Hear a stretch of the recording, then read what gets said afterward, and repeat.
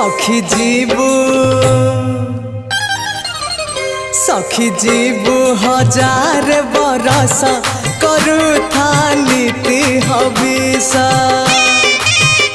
सखी आसिला कार्तिक मास करुथा नीति हविष bug बगुली छाड़िले ice करुथा नीति हविष करुथा नीति हविष।